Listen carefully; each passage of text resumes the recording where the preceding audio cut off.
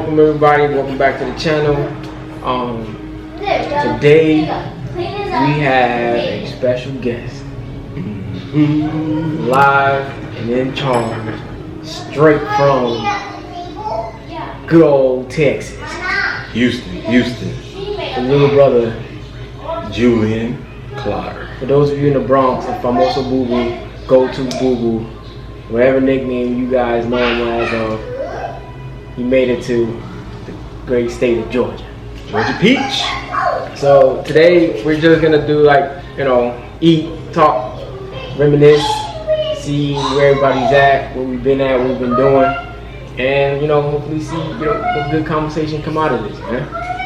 So before we start off, got some quick barbecue, some spare ribs, some mac and cheese, some baked beans, and get them biscuits. some good old biscuits. I don't know if y'all can see them. From Jimmy Nick's, man. If you ever come to Georgia, go to Jimmy Nick's, man. They got some good barbecue. Oh yeah. I killed these biscuits, though. That's a lot. That's really what I really want. I mean, without further ado, man, introduce yourself to the people, man, while I set my plate up, man. So basically, I'm originally from New York, moved down to Houston, Texas. Of course, I'm the brother of Carlos, also the brother of Yolani Clotter. You probably don't know that, of course. Just real laid back, calm, not too much. Yeah, people know the attitude, but it is what it is. It's part of life. We all got different personalities, you know? Yeah, we do. We dig in here. But like he said, man, he's from New York. I mean, we both grew up. Well, he was born in Brooklyn. Yeah. Woodhull Hospital. The famous Woodhull. You know, right by the Fat Albert. Well, it used to be Fat Albert. I think it's Starbucks nowadays. Yeah, it used to be a Fat Albert. I know. So, for those that don't know, my sister and I, we were born in Honduras. And then, laugh and joke. Thing is, my parents came over when we were very young and left us with in the care of our aunt in Honduras. So we stayed there. I think my parents just left us there for about almost three years, maybe a little longer. I don't know.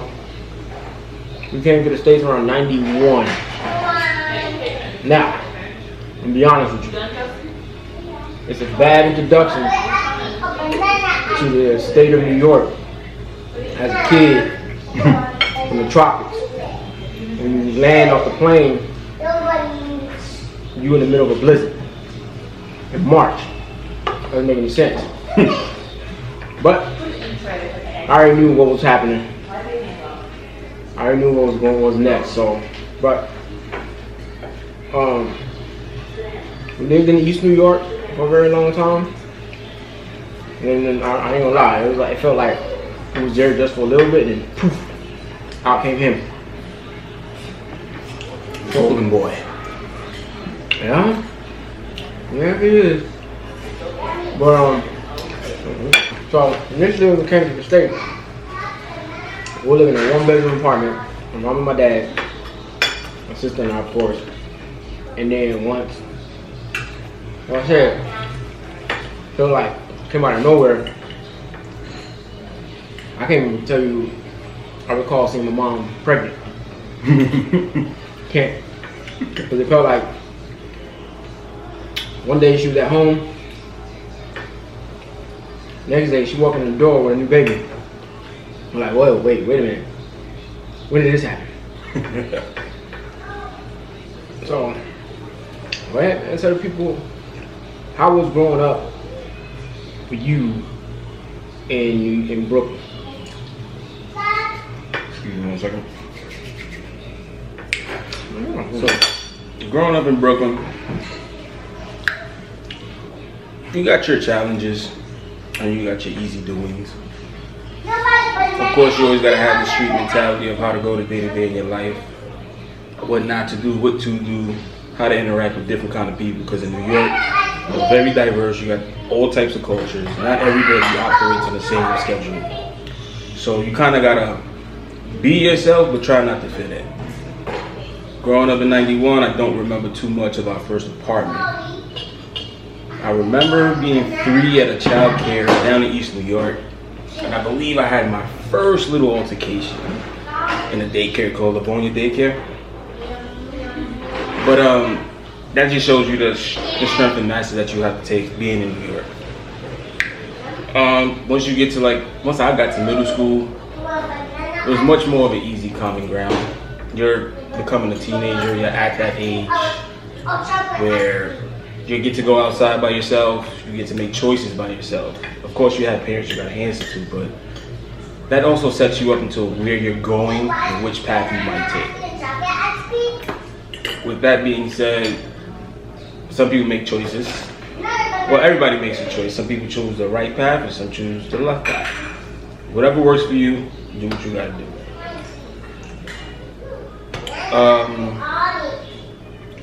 For example, some of the choices I made, like a high school choice, was going to George Westinghouse. Shout out Westinghouse, baby. I decided to go to Westinghouse to follow the steps of my big brother, but I didn't fully go and finish in Westinghouse. I transferred out, went to a secondary school due to my behavior, and not going to school, the choices I made. So, if you had an opportunity to go back and redo things, what would you do Differently? differently? Yeah.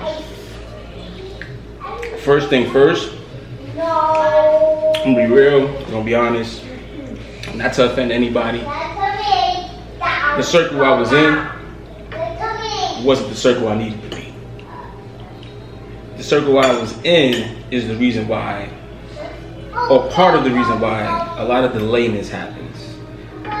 When you're surrounding yourself with people with no motivation, you tend to be one of those people with no motivation. You tend to just get up and live your life the same way everybody else is, because that's what you're comfortable with. So that's definitely one thing I would change. My surroundings, the people I decided to hang out with. What else would I would change? I think the attitude is a personality thing, but with better knowledge, you can definitely go about it a different way. Hold your tongue a little longer. You don't always gotta be quick to respond to something. That's true. That's true. And that was definitely one of my issues. It's just like striking. Piss me off, I'm mad too. You gotta eat. Yeah. Food, man, before it get cold. Eat and talk, man. You gotta do, eat and talk. Let me get another rib over here. But, I mean, I agree. Sometimes the people you surround yourself with could play an influence. It's not, they don't fully be the ones telling you what to do or whatnot, but they play an influence in how you maneuver and the type of direction that you go into. I think it's always important to associate yourself with people, with different kinds of people. Correct. So, I mean, like for me, I had friends, and when I went to Westinghouse, I had different type of friends, man. I had friends who loved being in the streets. You know, that was their thing. School, they got in there for fourth period, got their attendance, and dipped out. And then I have friends who's like, no, I'm doing the class. Make sure I'm in every single class I need to be at unless I'm sick. And that was their thing. That's like, for me, I feel like I had a good balance when it came to my selection of friends. So that allowed me to do what I needed to do. And I was in school. I ain't gonna lie though. Like seeing some of my friends go out, cutting class got me tempted. Yeah. I did it. I ain't gonna lie. I never got a cutting card though. What was the first grade? Well, not the first grade. What year did you cut school first? Was it your 9th grade? Nah. Honestly, the cutting started halfway towards the end of my junior year. Really? For real. Man, you was a good kid. Right, man. No lie. So, from 9th grade all the way through 10th, I was always on the dean list, like good grades, high grades, and all that other stuff, right? And then, I started seeing some of my friends who who don't go to class every day, they enjoying themselves outside. I'm like, why am I in the building? So, me and my homies, we like, I actually started with one person. Boy Pedro, it's like that's my brother. Pete. So, I don't remember how the conversation even started. We just happened to say, yo. I was like, yo, I don't want to go to class today. Like, oh, what? They were like, you lying. You know you going. I was like, nah, for real, bro. I ain't trying to go. I was like, all right, what you trying to do? You know, he was like, what you trying to do? So I said, well, I ain't trying to get caught around here, get caught up by truancy, so let's go to Jersey. So your first time playing, you went to Jersey? Yep. Man. Straight to Jersey. No. Was it Jersey?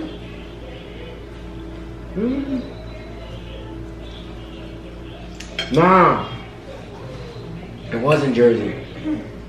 We went to Far Rockaway. Oh, okay, Queens. Yeah. I went to see one of our other homies, Choo. I like him just to not be around.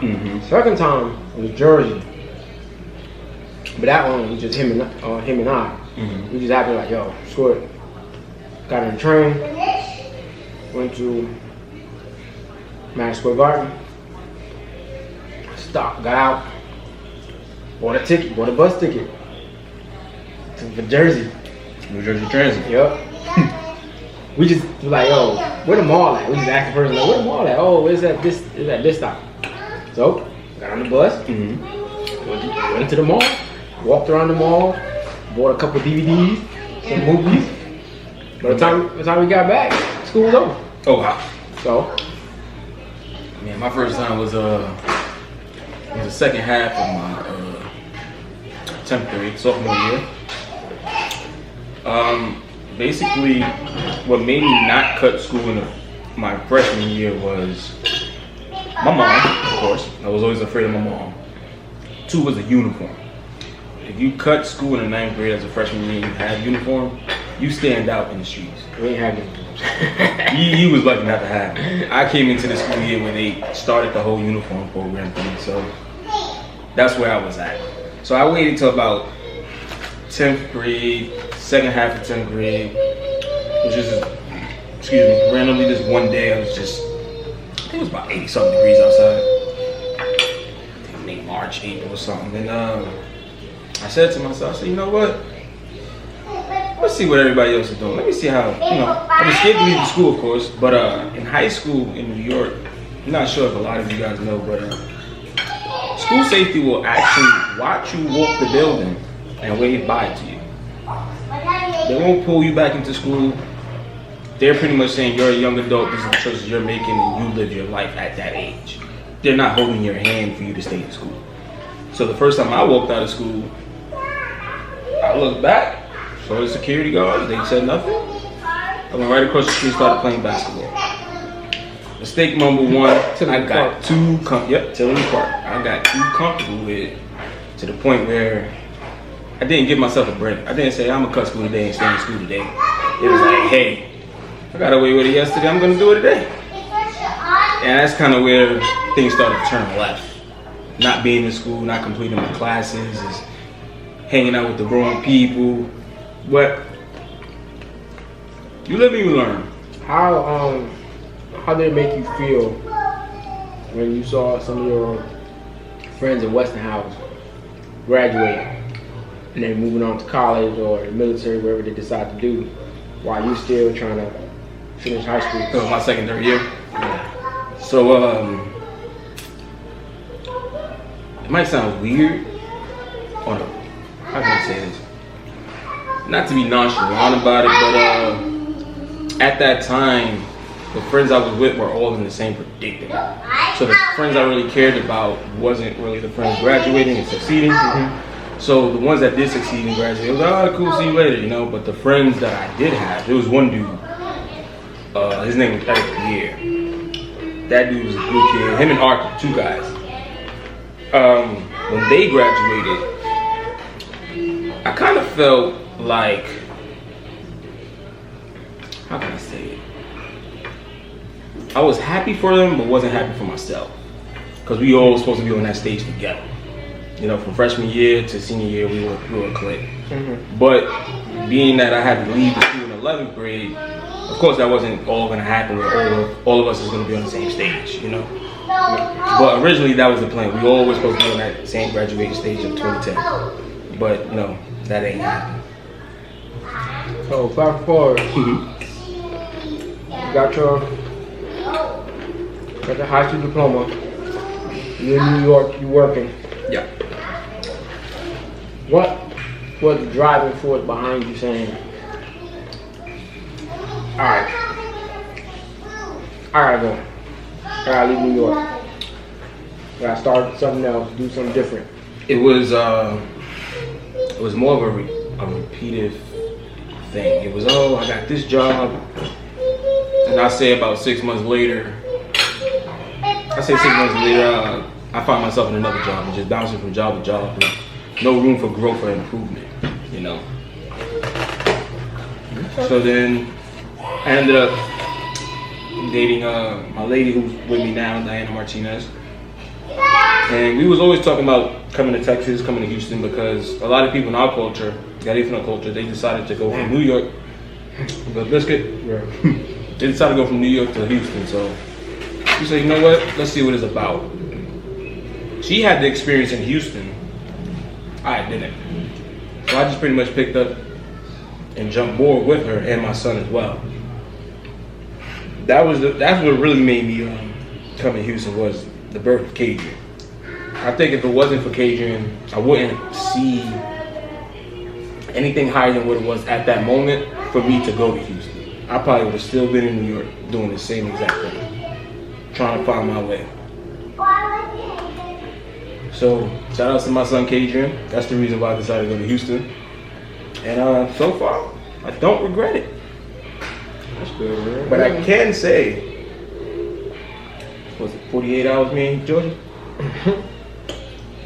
About 48 hours in Georgia got me having some question marks over here now. I'm not gonna lie to you. Got some question marks about this one. I mean, for me it was a little bit different. It was,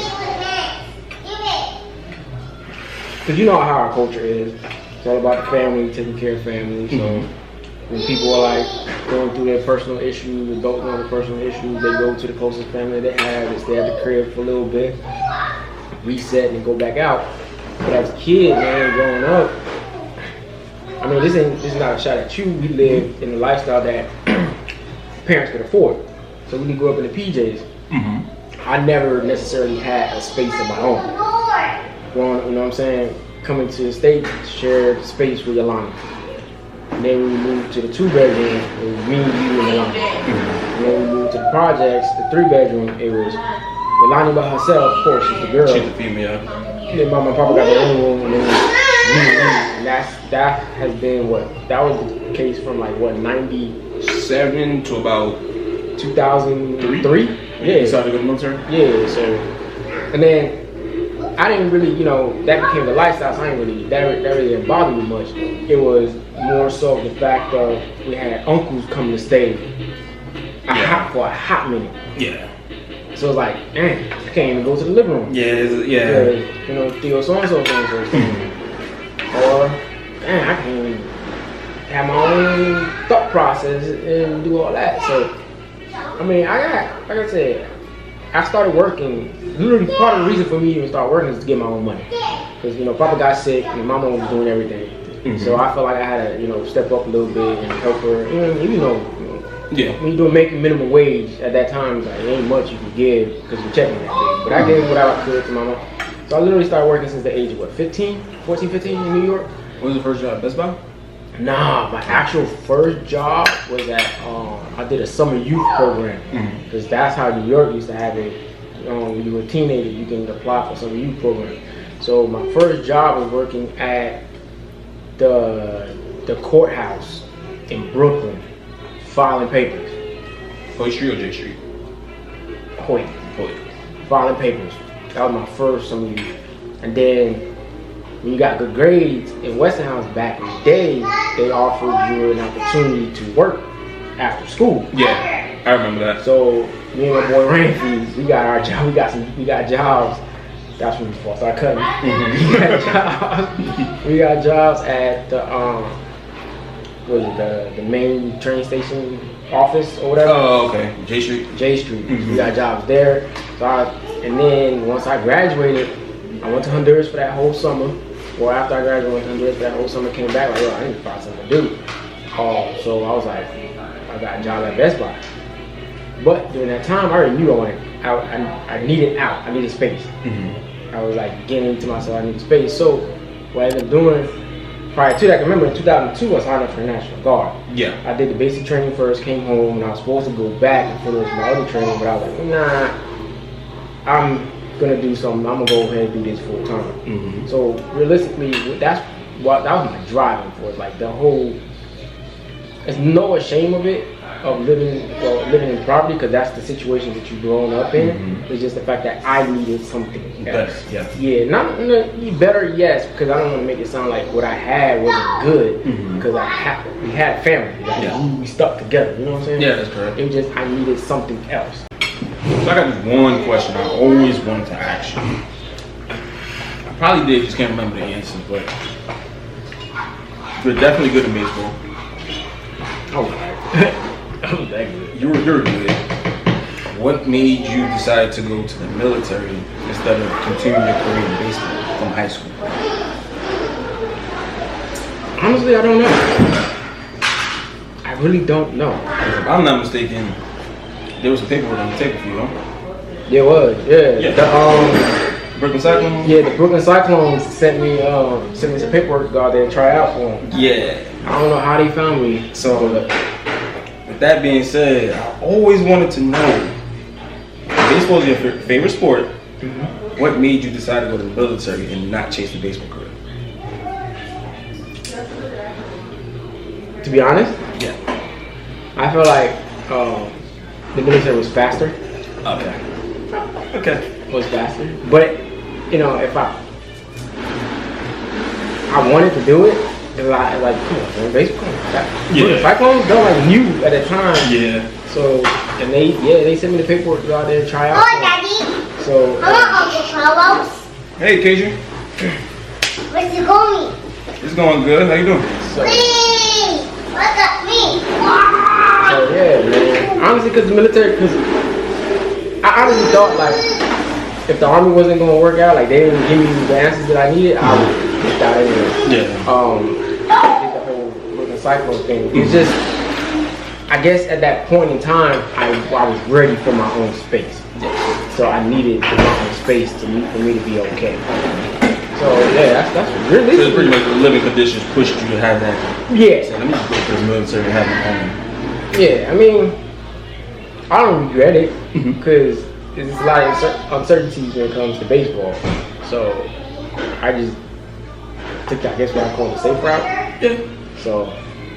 Okay. Yeah. I understand that portion now.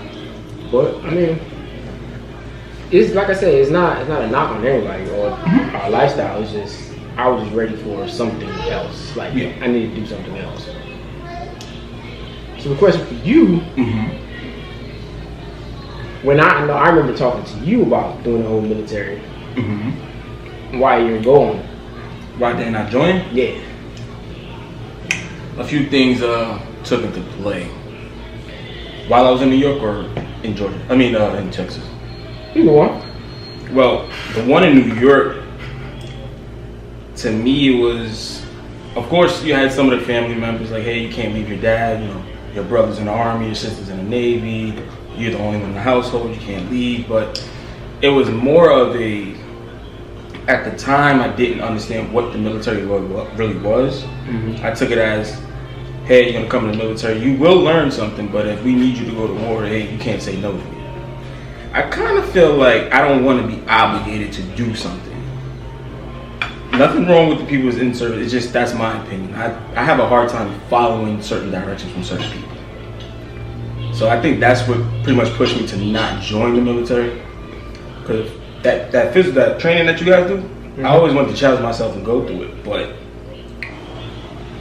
I don't know. Certain things that you can deal with, I can't deal with. A drill sergeant in your face, I guess you got discipline and patience. I can't do that. I'm sorry, I just can't do it. I'm gonna just look at him like, but it's just that's pretty much some of the reasons that pushed me not to join it. I mean, don't get me wrong. I had my moments in basic where it's like, yo, who you talking to? Yeah. But then I remember like, this dude is like almost 6 foot, weighing like 180 some pounds. I'm a kid from the projects of Brooklyn who recruited a lot on his paperwork because honestly, I was underweight when I joined. Oh, okay. I was 127, and then the minimum weight for males at the time was like 31 pounds for my height and my age. So the recruiter said I was 31 pounds. But then when I got there, I started to realize, nah, this dude is way underweight. But I mean, it's all about when you in that environment. It's all about because the whole purpose is for them to break you down. And the mind, meaning when I say break you down, is to take that street mentality out of you, and that I'm an individual thought process out of you, right? So take that out. That's their whole purpose. The first couple of weeks, take that out. While teaching you teamwork, our version of family, and relying on others to make things happen. Okay. So it's no longer you doing things by yourself. Now you have to rely on every single person around you to make sure you're good. So that's realistically what it is. Yes, they're screaming in your face and telling you what to do, but the reality is they're teaching you, they're stripping that negativity that you had, that you brought in with you, stripping that out and putting in the military mind frame of trust, understanding, patience, because you have to be patient to finish what you're doing there. But that's it, man. I mean, pretty much what you said though, because once I left home because I left January 4th, 2004, went to go train for my job. And then I went to Fort Bragg, North Carolina as my first assignment. And then that was in May 2004. I was on my first deployment by that November. Okay. Came back. I was gone for about 6 months. Came back for about 90 days. I was right back. Right, another deployment. So yeah, I get it. It was tough, but now I'm at going on 17 years. About to retire, like I was talking earlier, planning the whole retirement process now, because I know my body, I know me mentally, so it's time for me to start hanging up the boots, as we call it, and then figure something else out. So another thing I wanted to add on, another reason, it just came to my head as well. Every practice test that I took with a recruiter, I passed. But when it was time to go and take the test, it was about a few hours. My score was so low, I literally got discouraged from even trying it again. So practice test is just perfect, good, great. But when it's time to do the real thing, and it looks like it's common sense, it's just, hey, I guess I ain't have that common sense. So what do you envision yourself in the next 5 years? Wiring buildings. I've decided for sure what I want to do as an electrician. Let me do electrical work. I took the course in Westinghouse. I believe it was the 11th grade. Piccolaro, Mr. P. I took his course before transferring to another school. I had interest in that field as well. So I decided, you know what?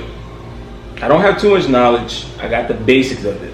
Let me just go ahead, go back and finish up what I had started. Let me try one of these biscuits. Yeah, let me try one of these biscuits. These are cheese biscuits, correct? Yep. Cheddar. Let's just get it going. You know, play this myself. Tell you. You trying to do electrical, huh? Yeah, electrical. So, trying to do electrical. What do you see yourself still living in Houston, or you can envision yourself moving somewhere else? I can envision myself moving somewhere else. I started the electrical program in Houston. Gave myself about maybe a year or two, get that actual experience under my belt, so that my resume is somewhat good on a good job. And I probably think about living off closer to Georgia, but closer to family. My mom is in New York, my sister's in New York. The closest family I actually do have is my brother here in Georgia, 12 hours away. So my first time coming to see him in about a long time. So Yeah, I think the last time you came to visit me was Virginia. Yep. 2015. No, 14. Ooh. No, 15. Yeah, 15. Yeah. So it was quite a while when I last went to go visit my brother as well, to be honest. But I think this will be good, not even just for us, more for the kids. Cause I remember a conversation me and you had where, you know, you felt like I wasn't too involved in your kids' life, which was correct. You know, I wasn't calling and checking on them, which is correct, 100%. But this trip here opened it up completely. Completely. These kids get along great. I kind of feel bad for taking too much time. You know, we have our differences, but that shouldn't affect the kids. You know, it shouldn't affect the kids at all. What about? I know you got catering. See, kids, marriage. Eventually. You know, the big brother about to come out of it. You know, y'all been together for a hot minute now. like we say in the city, y'all been together for a hot minute. Yeah. So the whole, you know. I think the second one should be planned when Cajun starts the school process. We want him to be more of a bigger brother.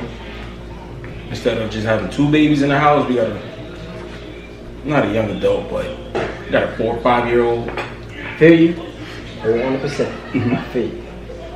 But the way I would like to see it happen would be before. What's up, Karmen? What's up, guys? Hey Karmen, how you doing? This is Karmen.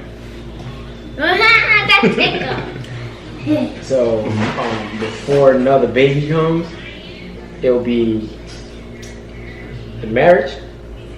You guys get married, then another baby. Okay. That'll be the best way to get things done. I mean, again, it's y'all choice. No, I y'all can life. definitely see it. I could definitely see it your way though. Y'all life. Y'all make the decisions, but from my perspective, that'll be the route to take. But again, man, I feel you. I agree with you, man. Like, it's been a long time. You know, we all, as you know, as siblings, we all got our differences. Because as we grow up, my lifestyle changed.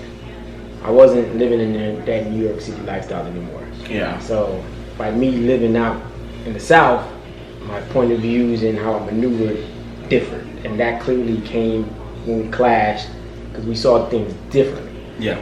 So, but I guess, yeah, man, going forward is more the kids need to be around each other more often. Correct. So they can go up and get to know each other and be around each other, so they can, you know what I'm saying, have that bond. Correct.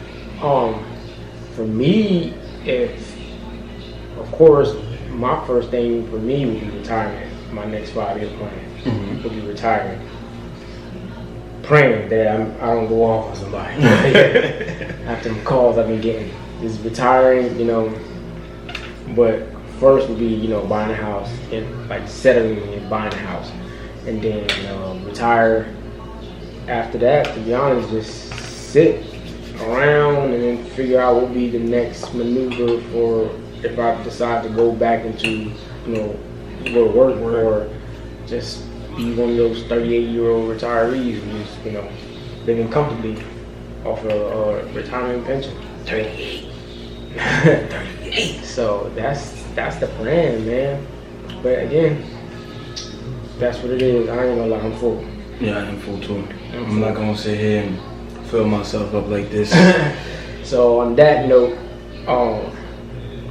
again, I appreciate you coming. Yes, sir. Visiting.